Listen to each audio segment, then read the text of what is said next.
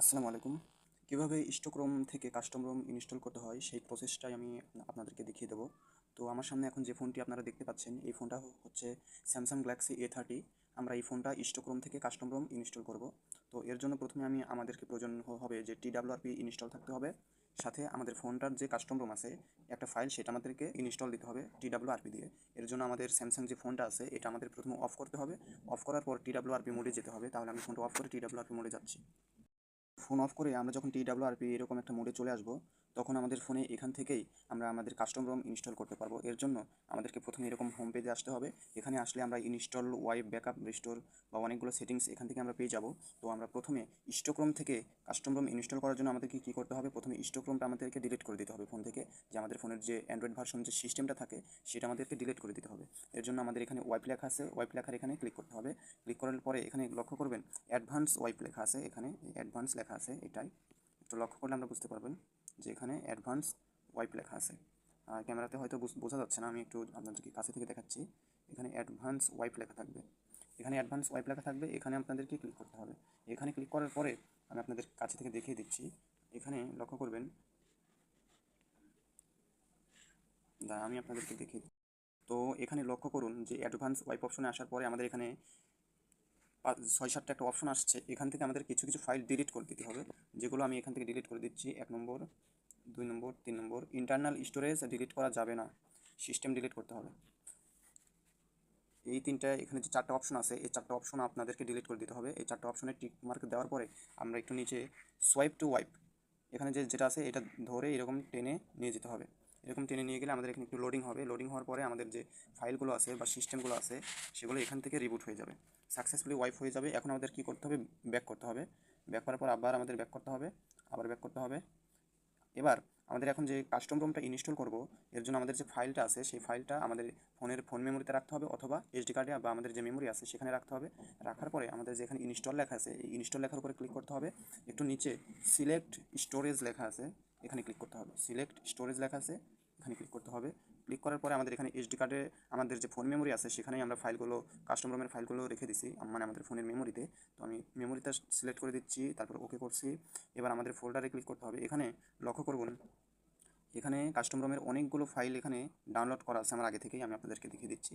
এখানে লক্ষ্য করুন, লেখাগুলো হয়তো আমি আপনাদের এখানে দেখুন evolution x, matrix, pixel OS বা রেজিং ওএস। এখানে 4টা থেকে 5টা কাস্টম রোমের ফাইল, জিপ ফাইল এখানে আমার আগে থেকেই ডাউনলোড করা রাখা আছে। তো আমরা প্রথমেই ইভোলিউশন এক্সের যে প্রথম ফাইলটা আছে আমরা এই কাস্টম রোমটা ইনস্টল দেবো।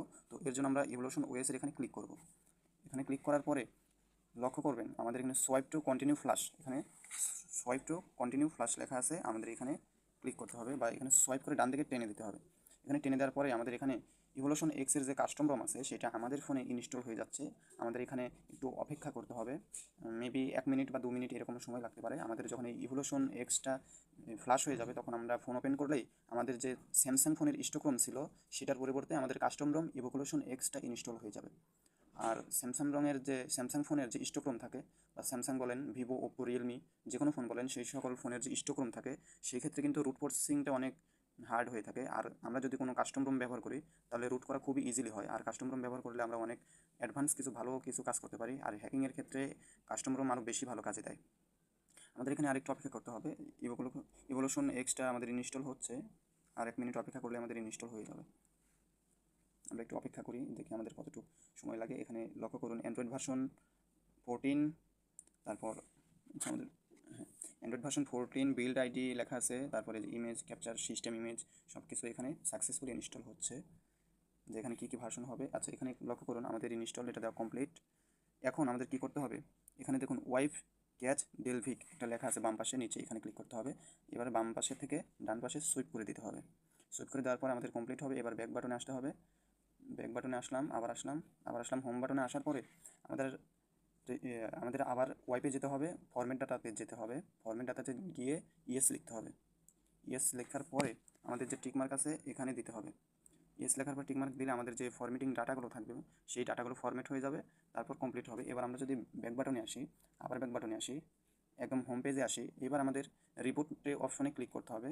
এবার আমাদের যে সিস্টেম লেখাটা আছে সিস্টেম লেখার এখানে ক্লিক করলেই আমাদের ফোনটা অফ হয়ে গিয়ে আবার অন হবে। আর এটা অন হতে একটু টাইম লাগবে, বা 5 মিনিট বা 10 মিনিট টাইম লাগতে পারে, কারণ যেহেতু আমরা কাস্টম রম ইনস্টল দিচ্ছি সেক্ষেত্রে একটা ফোন ওপেন হতে আমাদের মেবি 5 মিনিট সময় লাগতে পারে। আমি সিস্টেমে ক্লিক করলাম, ক্লিক করার পরে বাম পাশ থেকে ডান পাশে টেনে দিলাম। এখন আমাদের ফোনটা অফ হয়ে গিয়েছে, আমরা একটু অপেক্ষা করি।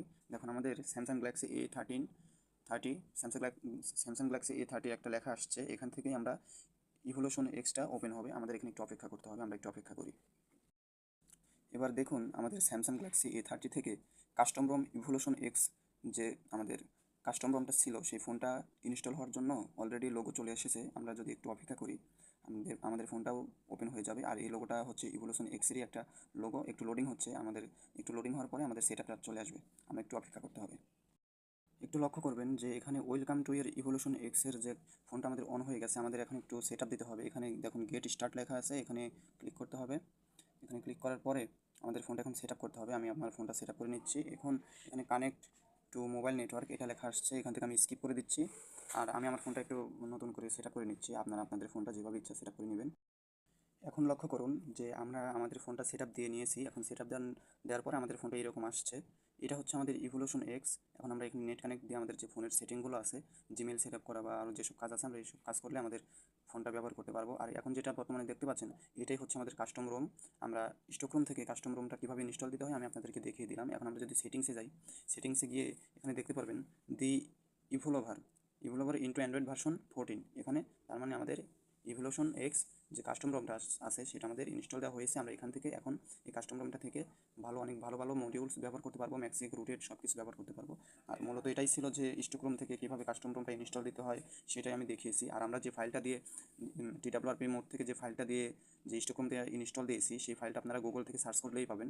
আপনারা আপনাদের যে অ্যান্ড্রয়েড ফোনের যে মডেল ছিল, ভার্সন ছিল, সেই হিসাবে সার্চ দিলেই পাবেন। এটা অ্যাভেলেবল সব ফোনের জন্যই পাওয়া যায়, এটা এমন কিছু না যে পাওয়া যায় না, যে কোনো ফোনের জন্যই পাওয়া যায়।